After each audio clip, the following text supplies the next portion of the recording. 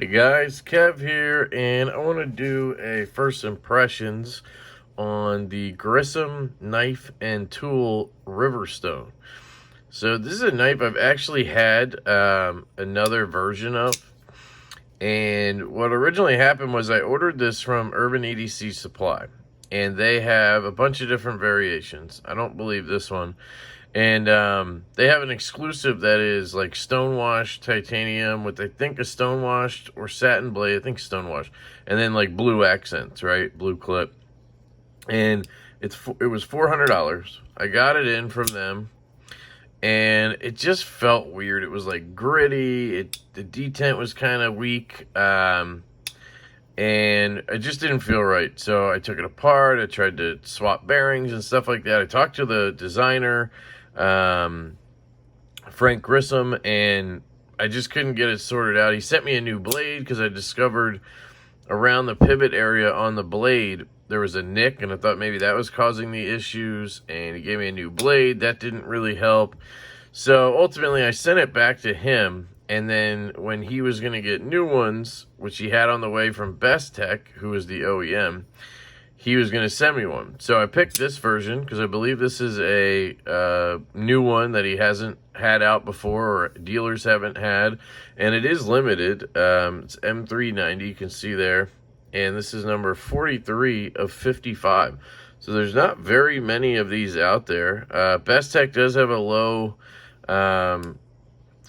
minimum quantity, order quantity, MOQ, so you can order smaller size amounts like that. Now, there's 55 of this variant, then there's the other kinds, which, I don't know how many he got total, probably like 300 or so, because I think there's like 4 or 5 variants at this point.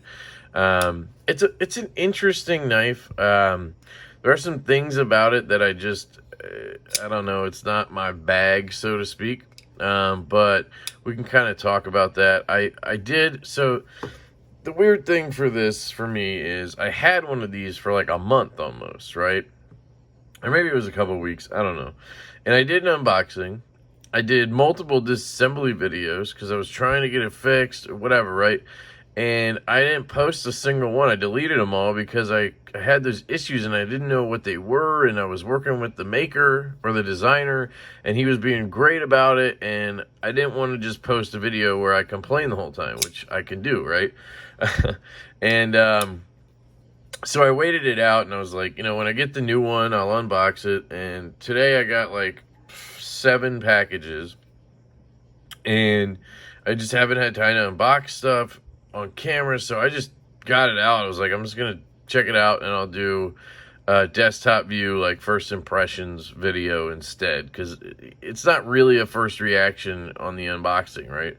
Because I've had this knife before in a different form. So anyway, that's kind of the background there. Now I have this one. It still has some of the things that I didn't like about the other one, but it's definitely an improvement, and I'll kind of go over that, and then we'll see how it goes, and I'll obviously do a full review down the line. So Grissom knife and tool comes in a cool pouch. It's an unbranded double-sided slot pouch like you get from a lot of companies, but it's very nice. No cloth or anything, just this in a bag, plastic bag, and then the pouch is in a box that is also unlabeled. I don't know if that will change. I feel like the first one I got had some kind of packaging. It might have been an Urban EDC box though. So this is in M390 steel, and it is titanium. I went with the reverse tuxedo this time.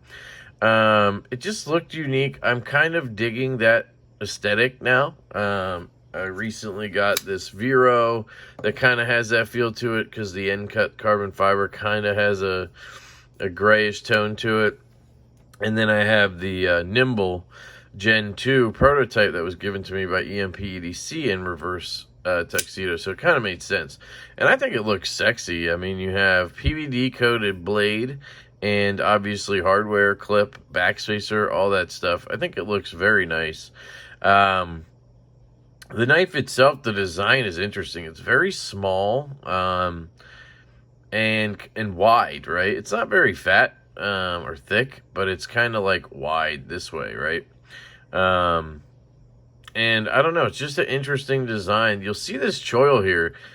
He's told me this is just a sharpening choil. It's not a finger choil. Now, I'm going to admit that if I wasn't able to use that as a finger choil, I would probably hate this knife. And I'm trying not, I'm not trying to sound like a dick, but holding it back here is just not comfortable for me. I don't know if it's meant for like tiny hands. I can barely get that pinky on, and it just feels, I'm not that secured. I do land right on that jimping, which is kind of nice, but it's just weird, right, with the flipper tab there.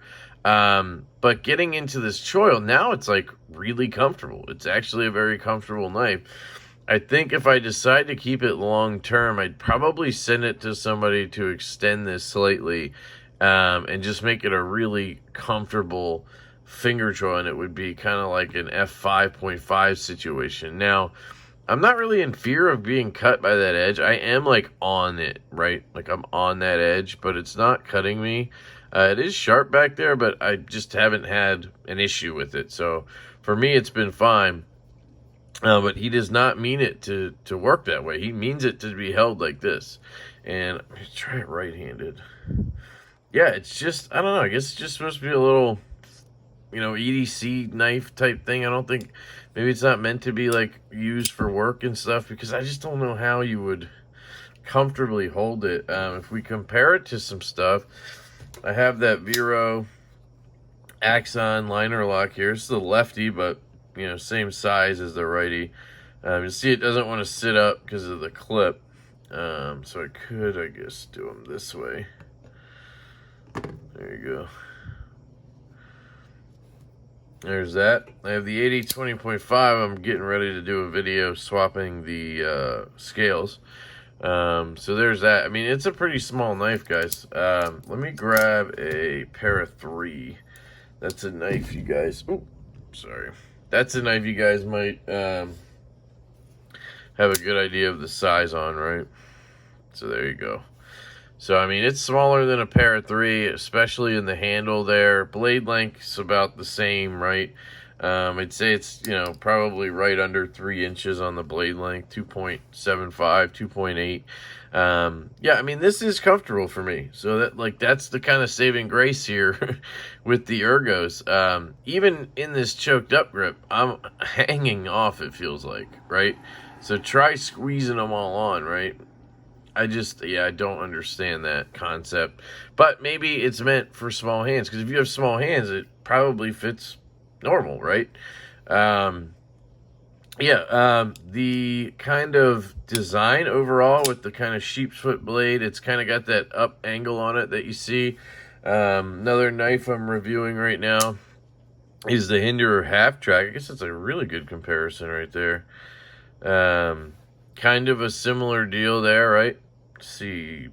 Yeah, I mean, size-wise, they're almost identical. So there you go.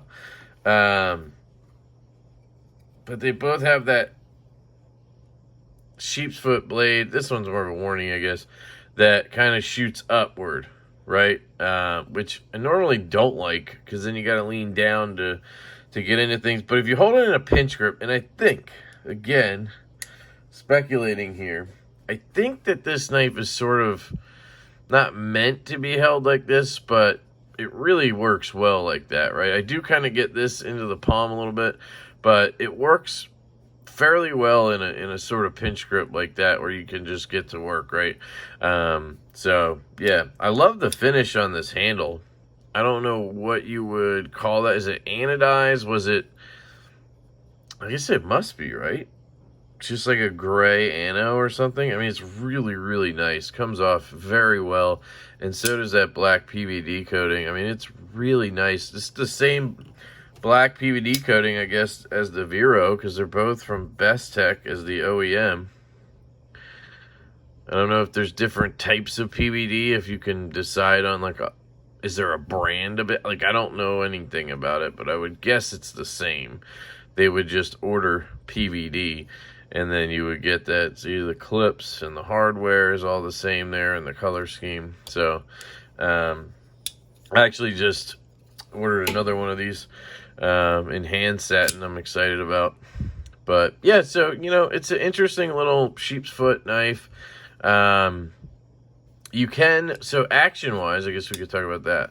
So it does have the detent where I can do that. I can fail it real easy, but it doesn't seem like it's actually the detent watch. Like, it has a good click. It doesn't just, like, flop out. Like, I can't shake it out. If I push button it, it really shoots out of there. And then light switch, I just have to pull it enough, right? I think it's just the design, the pivot design. Like, I don't know, just the way it works, it doesn't get enough use of that detent, if it makes sense. Obviously, it could be stronger, but I don't think it needs to be. It's just hard to explain. I haven't put any KPL heavy on this yet. I guess I could do that real quick.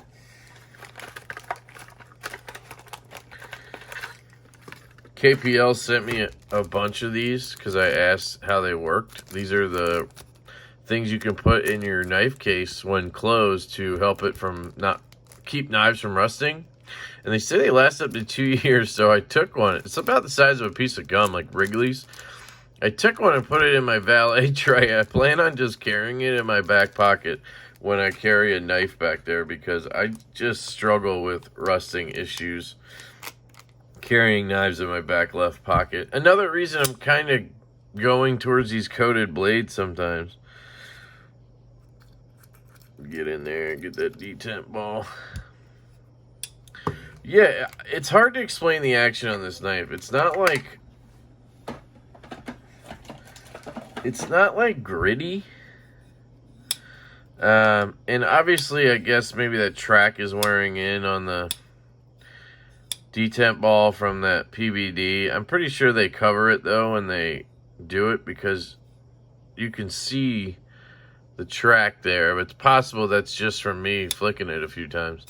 But, like, the action is good. It's just not, like, it's not going to drop shut. There's no side to side or vertical. You can get it to drop if you get your finger low enough. And it's almost closed at that point, right? It's just not like silky smooth or anything, if that makes sense. And that's how the stonewashed one was too, so I don't know. But you can see there, it's like it's good. It's just not meant to be like a drop shutty knife or whatever. And I'm okay with that. It's when knives are this small, you can just close them like this, right? Of course, people are going to give me shit because with the half track, I was complaining about it. I don't know if I was complaining or just, oh, geez, there go the dogs. They're going to be freaking out. I don't know. It depends on the knife, I guess, but it's not that big of a deal on a tiny knife like this. I can just whip it closed like that, right? But yeah, you can flick it. So you can get your finger in there and give it a flick, which is really nice. That really helps with the fidget factor. Right-handed, you can flick it easier. The lock bar is an issue if you get on it. You can't flick it, but this clip is good enough that you kind of end up there anyway. See, this is what happens. I end up doing this on camera. But I wasn't having any issues earlier when I was just like walking around and flicking. It's kind of one of those where you have to like get your fat of your finger in there and kind of whip it out. So she said, but I don't know. It works for sure. Better than I'm showing right now. But again, I don't think it was designed to do that. So it's just kind of like it works, but it's not meant to be that way, like the choil. And again, if it wasn't possible, it would be another reason for me not to like really like this knife that much, because a flipper only is just kind of boring to me after a while, and I know that's a personal thing. So anyway, I got to see how the blade is. It feels really sharp. It's a nice blade stock. It's not thick, but it's not thin, super thin. But, I mean, you got a full flat grind down to the edge here, and that's a tall blade. So it should be relatively thin behind the edge. Let me grab paper. You guys know I suck at this, so bear with me here. Yeah, it's a good cutter. It feels really good in my hand like this. Again, I just don't know how I would feel about this, you know? It works, though. Um, yeah, I mean, so it's a very, very good cutter. Pinch grip, you could get in there and, you know, slice, do what you got to do. I'll definitely be testing that on shipping labels. So, yeah, overall, it's just an interesting knife. It's one that I saw on, well, I saw it at Blade Show, but I saw it on Urban EDC Supply's website a few times, and I just was curious, like, what is it? Then I was talking to Jake, Bearded Gear. He mentioned it when I was asking him, like, anything unique you've seen out there, and this was a couple months ago when I originally got it. And, so it was just something I had on my list to try. Now, it was $400 when I bought it. And I do have a discount code with them because I'm an affiliate. So I think I paid $360. But, or $340. I can't remember. I get like 15% off, whatever that adds up to. And that's kind of steep. But I did talk to Frank Grissom. He's the guy behind Grissom Knife and Tool. He's a really cool dude. He's basically, I believe, like a construction worker, something like that. Uses his hands for a living, and he's like getting ready to retire, and he just wanted to come out with a knife design. He's got some more coming, I think. He also has one of those like Nuck type things. He sent me one that I gave away at one point. He's just a really down-to-earth, like, cool dude, right? Takes feedback well, all that good stuff that you want from a maker in the community. So it's been good to get to know him as well throughout this process, and he definitely, you know, customer service was fantastic. Sent me a new blade and hardware and bearings originally, and then when that didn't really work, he said he would swap it or, you know, do whatever I wanted. He also said he did tell the dealers that they could start selling these for, I think, $350 instead of that $400 mark. And basically, he ordered a small quantity from Best Tech. It's M390 in titanium, so, you know, you're already at $300 right there. And then, essentially, he ended up doing some, like handwork on these. At least the original batch. I think he did, like, anno or something on the parts, so, you know, he had his own labor in there, so that's why it got up to $400 on that first batch or whatever, and I think now they're at like $350.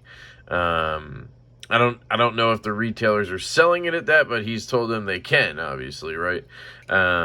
So you can also, I think, buy these directly from him if you hit him up on Instagram, Grissom Knife and Tool. He had some cool variants at Blade Show with like pink collars and clip, and then like teal, did all different stuff. So anyway, I'm just kind of rambling here now. My first impressions on this are just interesting. I have a lot of thoughts built up from my experience. I don't necessarily love the overall design and like feel ergonomically of the knife for me personally. But I really like Frank. I do like the design. I like the look. I wish this was a finger choil for real. I wish it had been extended a little bit and just dive into that. Like, you know, you accidentally did it, but it's a home run if you have that finger choil. It really, really is. So much better than this, you know. Again, this is all my personal opinion. And I love the looks of this thing. Sexy. It carries extremely well in pocket. This clip looks a little funky, but it operates very well. You know, you have a little bit sticking out, but I haven't felt like it was an issue. Fit and finish, dead nuts on the centering is fantastic. I mean, they did a great job. It does have a good acoustic and haptic kind of feel to it when you're flicking it. You can do, you know, the reverse flick. I haven't really tried a thumb flick. Left-handed, that's going to be kind of hard. Right-handed, you might be able to get in there and give it one. No, just that the way it comes out is weird. Like, it has a good detent, but it just doesn't utilize it somehow. But yeah, so that's the Grissom Knife and Tool Riverstone in the reverse tuxedo. So stay tuned for my full review after I actually get to carry this one and use it a little bit. And maybe I'll do a comparison of it with some stuff. The F5 is a similar knife, F5.5. So, yeah, that's it, guys. Thank you for listening to me rant and rave as usual.